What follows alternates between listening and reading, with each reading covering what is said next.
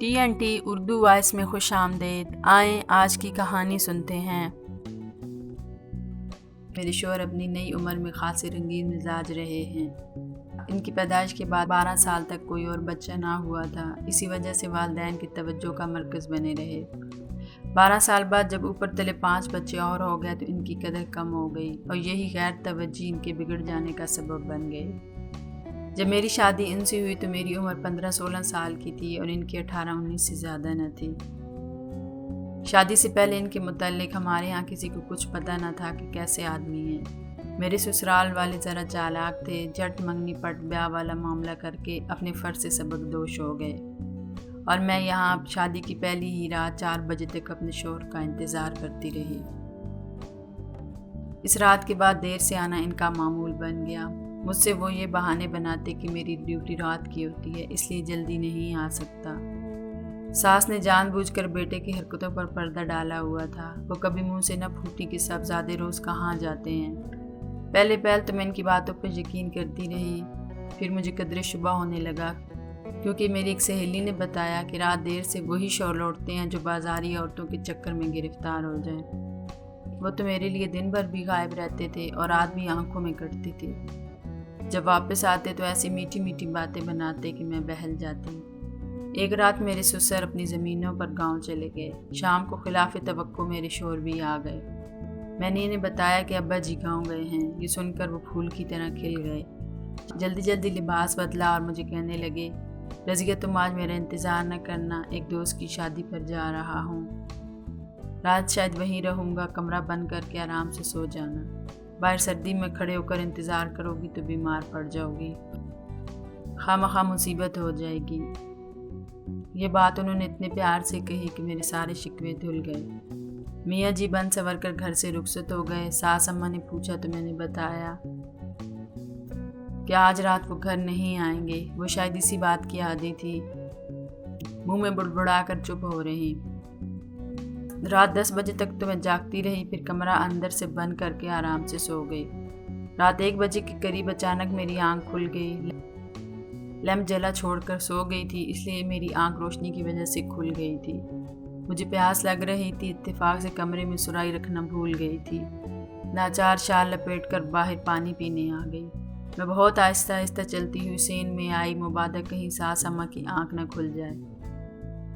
اسی وقت مجھے احساس ہوا کہ بیٹھک سے کچھ آوازیں آ رہی ہیں۔ یاد رہے کہ ہماری بیٹھک سین کے آخری کونے پر تھی، اس کا دروازہ باہر کھلتا تھا۔ انہیں دنوں چوری کی وارداتیں ہو رہی تھیں۔ میں ڈر گئی کہ کہیں چور تو نہیں گھس آئے۔ کان لگا کر سنا تو وہم اور بڑھ گیا۔ آوازیں بدستور تھیں۔ میں نے سوچا گھر میں کوئی مرد نہیں ہے، اس لیے شور مچانے سے نقصان ہوگا۔ بزدل میں کبھی بھی نہیں رہی، ایسے موقعوں پر میرے اندر خود بخود مقابلے کی قوت آ جاتی تھی۔ اس وقت میرے ذہن میں ایک ترکیب آئی۔ اندھیرا گہرا تھا، میں دبے پاؤں دروازے پر آ گئی، آہستہ سے دروازہ کھولا۔ باہر گلی میں گہرا اندھیرا تھا اور بیٹھک کا دروازہ بھی غالباً بند ہی تھا۔ میں دبے پاؤں باہر نکلی تاکہ باہر کی پوزیشن دیکھ سکوں۔ دروازہ بدستور بند تھا۔ چپکے آگے بڑھی اور باہر سے بیٹھک کے دروازے کی کنڈی چڑھا دی۔ شور کی آواز اب بند ہو گئی تھی۔ میرا یہ یقین جڑ پکڑ چکا تھا، کیونکہ سین میں واپس آتے ہی پھر آوازیں آنے لگی تھی۔ میں نے نزدیک جا کر سننے کی کوشش بھی کی تو یہ بات واضح نہ ہو سکی کہ آخر اندر ہے کون، بھوت ہے یا انسان۔ بیٹھک کے سین والی کنڈی تو سر شام ہی لگا دی تھی۔ اگرچہ یہ چور ہے تو یہ کنڈی کھلی ہوئی کیوں نہیں ہے؟ یہ معمہ میری سمجھ سے باہر تھا۔ بہرحال میں قدرے بے فکر ہو گئی کہ جو کوئی بھی ہے اندر بند رہے گا، کیونکہ باہر سے میں کنڈی لگا آئی تھی۔ سردی سے جسم بری طرح کانپنے لگا، بھوت کے خیال سے ڈر بھی لگنے لگا تھا۔ ایک بار جو کسی چیز کے گرنے کی آواز زور سے آئی تو بغیر سوچے سمجھے میں چیخ اٹھی۔ اس کے بعد تو موت کا سناٹا چھا گیا۔ میں نے جلدی سے ساس اماں کا دروازہ بجا دیا۔ دروازہ میرے سسر نے کھولا۔ وہ شاید میرے سونے کے بعد گاؤں سے واپس آ گئے تھے۔ انہیں دیکھ کر میری جان میں جان آئی، وہ بیچارے بھی گھبرا گئے۔ میرے کہنے پر انہوں نے جلدی بندوق میں گولی بھری۔ میری ساس بھی اٹھ گئی تھی۔ بچے بیچارے الگ سہمے ایک چرپائی پر ایک دوسرے سے چمٹے بیٹھے تھے۔ میری ساس ذرا دل کی کمزور تھی، وہ ہمارے ساتھ آنے کے لیے تیار نہ ہوئی۔ میرے سسر نے پہلے زور سے آواز لگائی کہ جو کوئی اندر ہے بتا دے ورنہ برا اشر ہوگا۔ وہاں بالکل خاموشی تھی۔ پھر جیسے کسی نے آہستگی سے گلی کا دروازہ کھولا، لیکن وہاں کی کنڈی میں لگائی تھی۔ میرے سسر نے ایک بار پھر باروب لہجے میں اپنی بات دہرائی، پھر مجھ سے چابی لے کر بیٹھک کا تالا کھولا۔ دروازہ دھکیلا تو وہ اندر سے بند تھا۔ اب شبہ یقین میں بدل چکا تھا۔ دروازہ زور زور سے بجایا گیا، لیکن جواب میں کوئی نہ بولا۔ 20-30 منٹ کی مسلسل جدوجہد کے بعد اندر سے میرے شوہر کی آواز آئی، ابا جی میں سو رہا ہوں، آپ کیوں تنگ کر رہے ہیں؟ ایک طویل ڈرامے کے بعد ان کا بولنا مجھے ہکا بکا کر گیا۔ یہ کب آئے؟ یہاں کیوں سو رہے ہیں؟ میں نے غصے میں دروازہ بری طرح پیٹ دیا کہ آخر مجھ سے کترا کر یہاں کیوں سویا جا رہا ہے۔ میری ساس بھی باہر نکل آئیں۔ انہوں نے بتیرا چاہا کہ میں دروازہ کھلوانے سے باز آ جاؤں، مگر میرے سسر نے میرا ساتھ دیا اور انتہائی غصے میں انہوں نے دروازہ کھولنے کے لیے کہا۔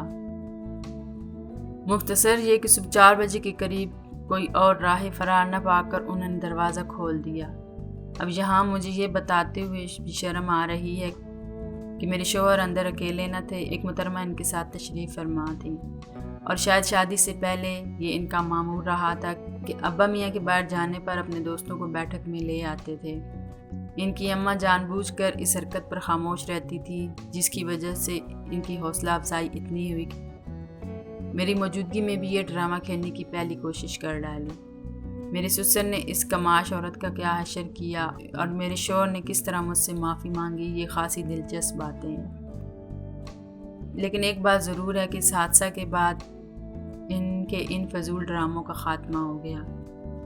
یہ محض ایک اتفاقی عمل تھا کہ میں پانی پینے اٹھی اور مجھے اس کہانی کا سرا مل گیا، ورنہ بقول ان کے یہ کھیل تو پچھلے 8-10 سال سے جاری تھا۔ وہ نوکر کو پیسے دے کر بیٹھک کی کنڈی کھلی رہنے دیتے، سین کی طرف سے نوکر بیٹھک کا تالا لگا دیتا تاکہ کسی کو شک نہ ہو سکے، اور 12-1 بجے یہ حضرت اپنی سکیم کے تحت آ کر دروازہ کھول کر بیٹھک میں شب عروسی گزارتے۔ خیر اتفاقی حادثہ کے بعد انہوں نے کبھی ایسی حرکت پھر نہ کی، آگے اللہ جانے۔